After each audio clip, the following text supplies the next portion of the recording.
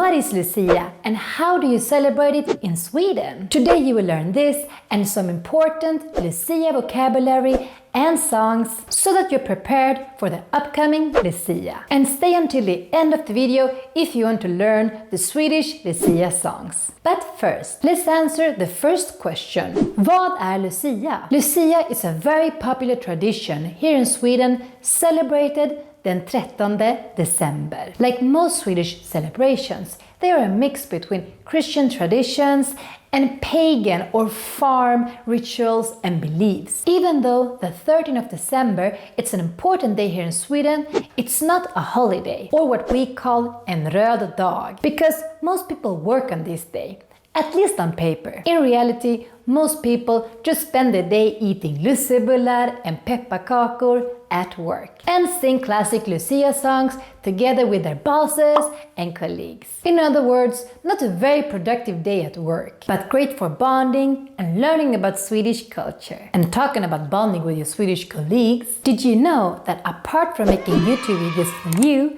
we also offer Swedish lessons for companies? So if you want to learn more Swedish at work, then you should check out this link. Like I said before, we celebrate some Christian and pagan things at the same time.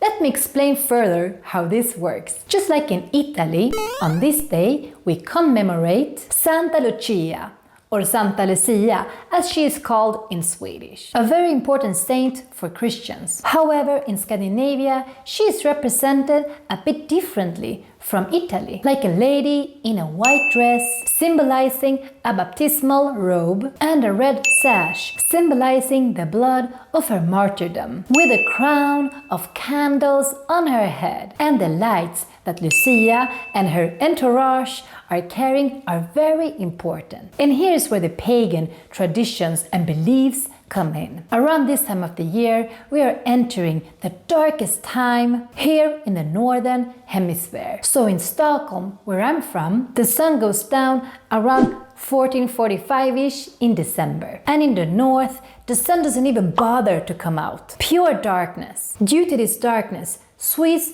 were very superstitious, especially during the medieval times. We were scared of dark spirits and, most importantly, Lucifer, djävulen, who was said to be extra active when it was dark outside, and in particular where the winter solstice took place around the 13th of December, which was considered to be a dangerous night. The best way to stay safe was to lussevaka, which was to stay indoors, awake and surrounded by light, like candles and fire. This was said to scare away Lucifer and all the dark spirits. So having a festival of light was perfect for this day. And no one represented the light as well as Lucia, since her name came from the Latin word lux, which meant light. Santa Lucia, who did not only bring the light to us, but also some yummy things to eat. And this brings us to our next question. Vad äter vi på Lucia? We eat a yellow bun called lussekatt, even though this bun has many different names. And since most of you will probably eat more than just one, it's good to learn the plural version of this word.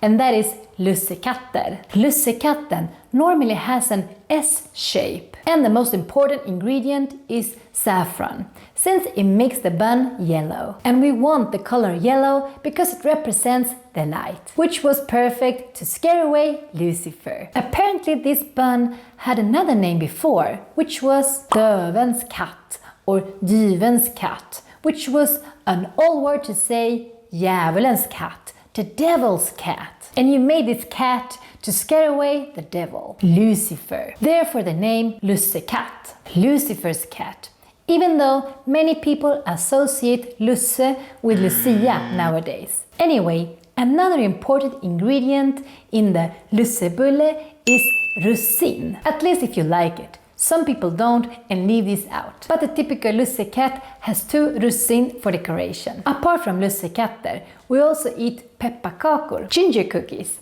something we also eat for Christmas. And we also like to drink glögg, this spiced, sometimes alcoholic mulled wine. And those who like russin would add it to the drink together with mandlar, almonds. Have you tried lussekatter, pepparkakor and glögg before?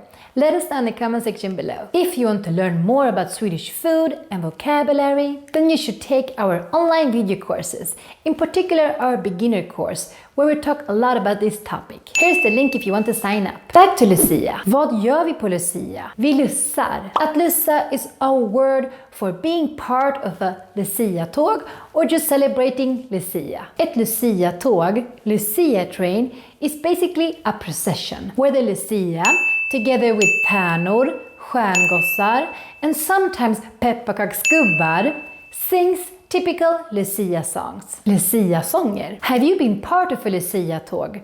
Or have you seen a real Lucia-tåg? Let us know in the comment section below. To be part of a Lucia-tåg is a very typical thing here in Sweden, at least in schools. All Swedish kids have been part of a Lucia-tåg, but very few have been Lucian.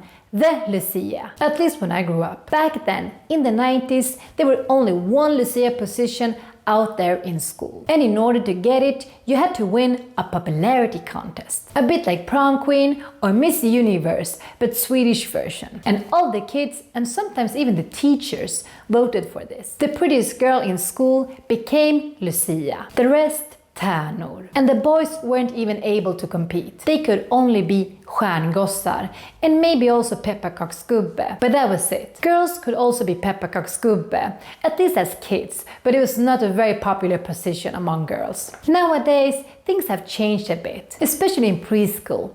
Everyone can be en Lucia or en pepparkaksgubbe. We still have some Lucia competitions for adults, but nowadays it's not enough to just have a pretty face. You also need to sing and to like fire. Because if you win the Lucia competition, you will be the only one with lit candles on your head. I guess that is the Swedish definition of a good prize. And I would say that the 13th of December is the only day of the year that Swedes don't care about fire regulations. If you have kids attending ett Lucia-tåg, then you don't have to worry, because nowadays kids use these electric candles instead, or some glitter on their head. But as a parent, don't forget to bring your kids' Lucia-tåg outfit on this day to school or preschool. Your kids will be very sad and disappointed if you forget them, because most kids love to be part of this Lucia-tåg. And they also expect you to come and see them performing, because they have been practicing all these Lucia songs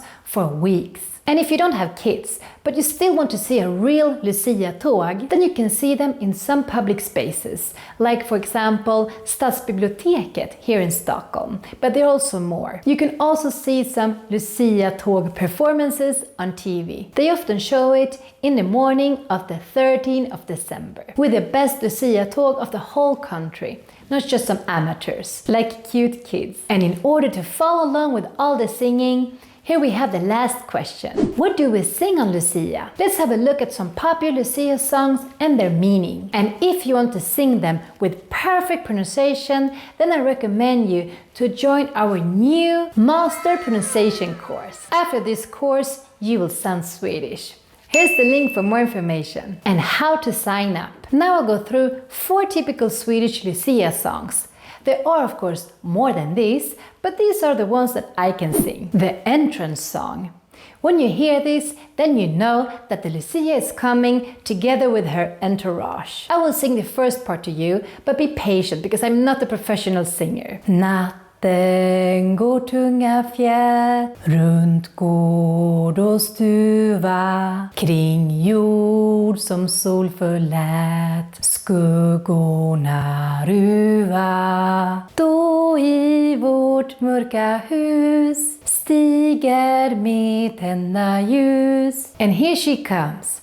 Sancta Lucia, Sancta Lucia. And this song continues. This was just the most important part, so you can know that the Lucia is entering the room. Have you heard the song before? It's basically about Lucia bringing the light to us. We will make another video about Swedish Christmas songs, so if you want to dig deeper in the lyrics and the meanings, then you should subscribe to our channel so you don't miss that video. Another classic Lucia song is Staffan var en stalledräng. This song is often sung in canon, I think it's called, which is basically when one starts singing and some other imitate the leader a bit after. So when I sing this to you, I will try to be two different voices. And this song is very often sang by stjärngossarna, which is normally the boys part of the Lucia-tåg. Staffan var en stalledräng, stalledräng, stalledräng. Han vattnar sina fålar fem,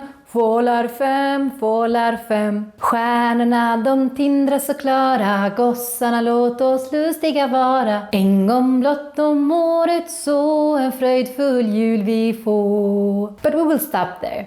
This song is the Nordic version of the story of the martyr Saint Stephanos. As a homework, you can try to translate word by word, but I will tell you, not going to be very easy because it uses a lot of Old Swedish. And before we move on to our last song, I want to share with you some fun Lucia fact. Did you know that there's an area in Stockholm where most streets have Lucia names as their street names? Here you can see a street called Staffan Stalleres väg and another Fem Fålars, which is part of the lyrics of the song that we just sang. And we also have Stjärngossevägen, which are the people that normally sings this song in the Lucia-tåg. Next song, Tomtarnas julenatt, is the kids' favorite song because it includes some fun dance moves. It goes like this. Midnatt råder, det är tyst i husen, tyst i husen. And here are the dance moves.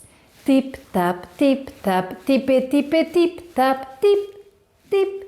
Tapp, se då krypa tomtar upp ur vrårna, upp ur vrårna. Lyssna, speja, trippa fram på tårna, fram på tårna. Tipp-tapp, tipp-tapp, tippe-tippe-tipp-tapp, tipp-tipp.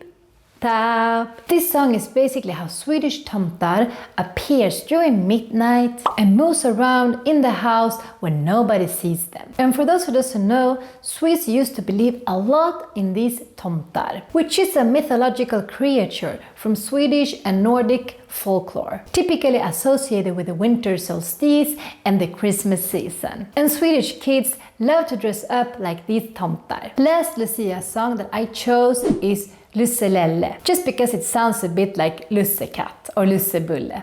And it goes like this. Lusselelle, lusselelle, 11 nätter före jul.